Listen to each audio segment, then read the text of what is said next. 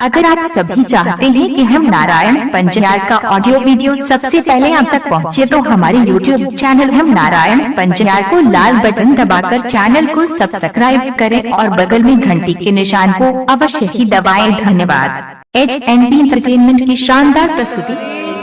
आई अब सुनो सुनो भैया सब सुनियो, हे देवी दुर्गा तो नहीं कहे, हर के देवता तो नहीं कहे जी, करे तो साउन तो नहीं कहे जाओ।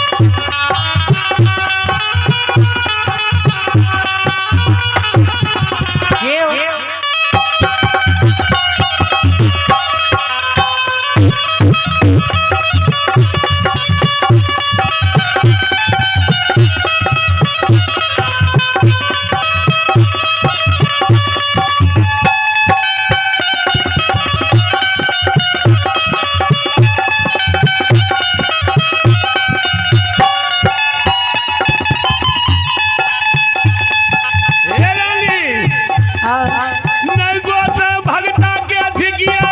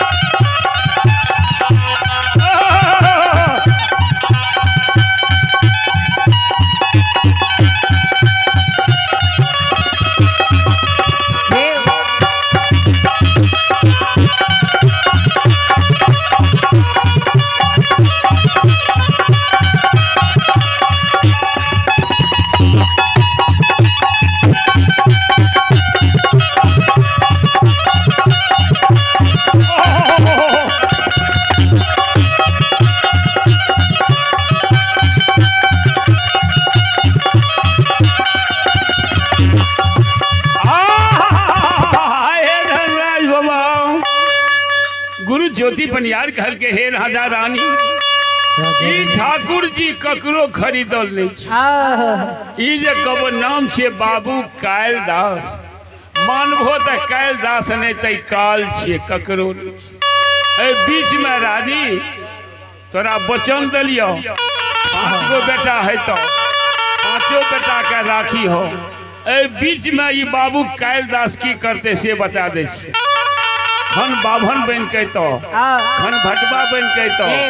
खन पमरिया बन के तो की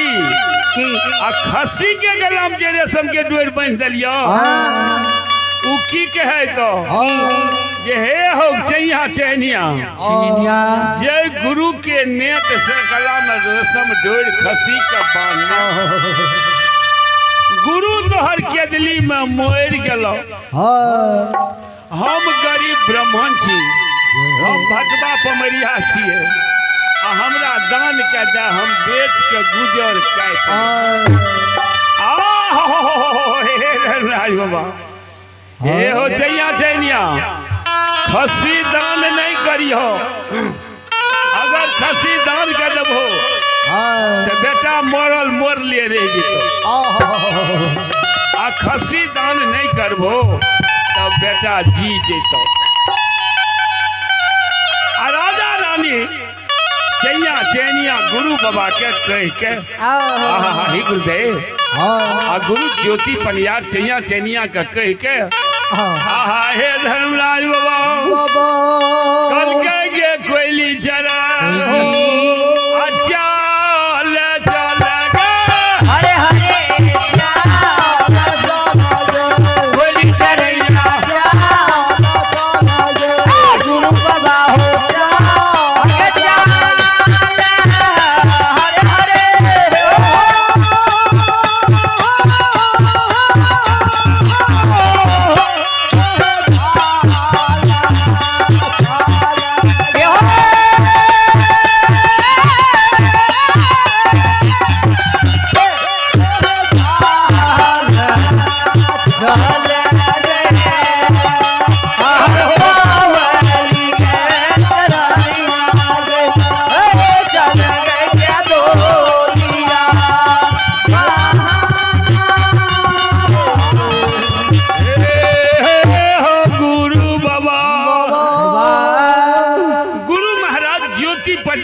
सबक सुन के कोयली चढ़े आगू आगू कोयली चढ़े आ पाछू से गुरु ज्योति बनियार हो माली तू लकल हो हरे हरे तू लकल हो गुरु बाबा तू लकल हो हरे हरे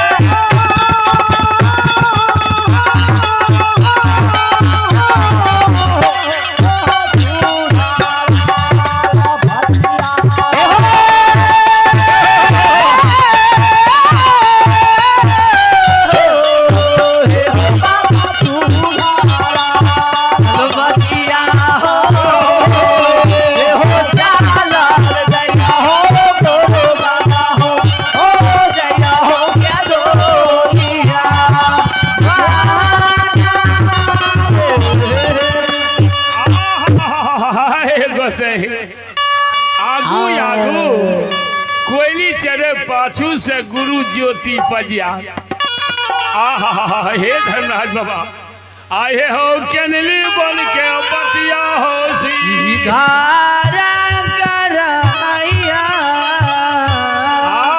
हे गुरुदेव केदली बन जा रहे बाबा ज्योति अपन कौल पूरा करे आहे हो गुरु अछमितपुर से चैया चैनिया के वचन दे दलखिन तब ज्योति बुआ चल दलखिन ज्योति बुआ जाए हे गुरु बाबा शंकर जालो उनका रौदा लागले ही बेला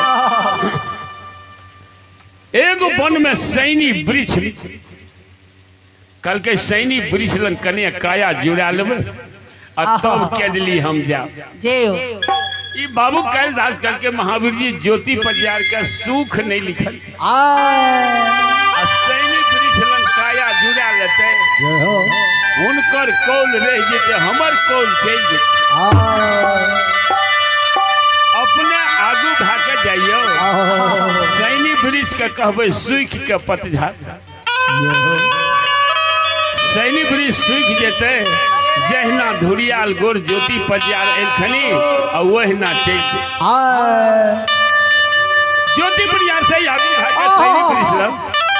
बाबा ज्योति पजियार से आगू भागे पहुंच गए महावीर कल के सैनी वृक्ष सुन बढ़िया काया लाके ज्योति पजियार आवे लहू पीज पोछ के तोरा बदन में लगा दे। आ काया के जुड़ा ले कोढ़िया के लसेंग लाग जेतै तो तोरो कोई वंश भए जेतै। हरे हरे से नहीं सुख के पतझार लाग जहिना कोढ़िया काया लके ज्योति पजिया रहते वहिना कोढ़िया काया लन्नई के दिली चल। सैनी वृक्ष धर्मराज बाबा के शब्द सुन के पतझार लाल जो पतझार लाल के तब बाबू ज्योति पजिया कोयली चढ़े सैनी वृक्ष लंग अले न सुखल देखल बाबू ज्योति पजियार का क्रोध भाग करके ये सैनी वृक्ष बड़ा आस लगा के नो तोरा जूरी शहर में काया जुड़ा ले तब हम कह ली जाओ हमरा देख के सुख के पतझार ला ले। बाबा ज्योति पजियार क्रोध भाग कल के जो सैनी हमरा देख के सुख के पतझार ला तोरा श्राप दे 12 बरस सुख ले डर डर में कोकनी लाग निसी भाग रात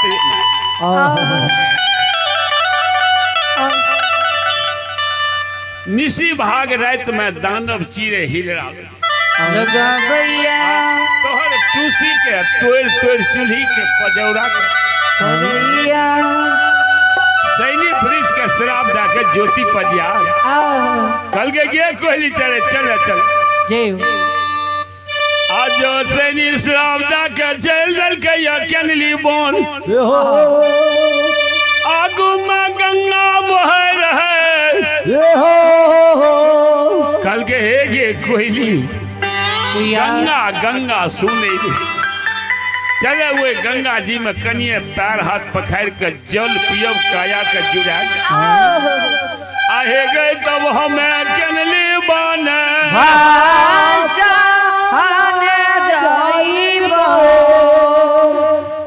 आगू आगू कोयली चढ़े पाछू से ये चल रहे ई बाबू कैलदास ये रास्ता जाए रहे गंगा जी हे हो वही में यलरिया बेत घाट निर्मैदल गए भगवान हो ज्योति पनियार के पैर में कांट करते घुड़ जी जय हो हमर कौल रह जेते हुनकर कौल चल बाबू ज्योति जा गंगा जा रे यलरिया बेत कांट जा पैर में ठोकर मार माथा में चम दरबार के ठोकर माथा हिलाल बाबू ज्योति का नैया नैन से मोती लोरा गिराया छाती हमू का मारैया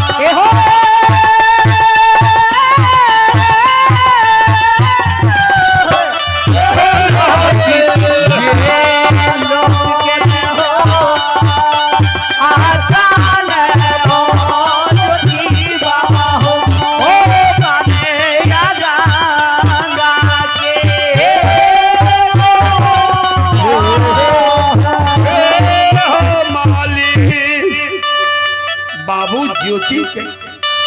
अररिया बेंत कांट पैर में खच दरी करी तरवा में ठोकर पैर लीलार में ठोकर बाबू ज्योति कानैया नैन से बसो धारा नोरी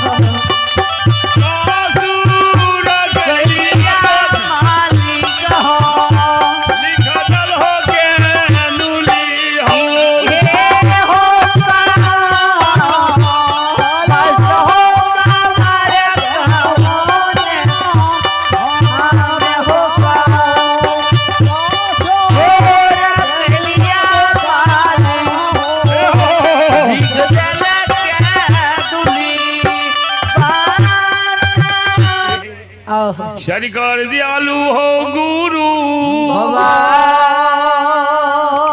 बाबू ज्योति अररिया बेंट कांट कटोर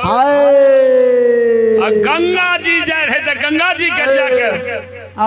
बाबू कह 10 कल के ये गंगा बढ़िया काया लेके आवे छो ज्योति पजिया तोरा में पैर हाथ पखाड़ ले तो लहू पीज धोए दे तू नेपाक भै जेबी आ ज्योति जल पी के चल जेतो से ने तू सूख जो गंगा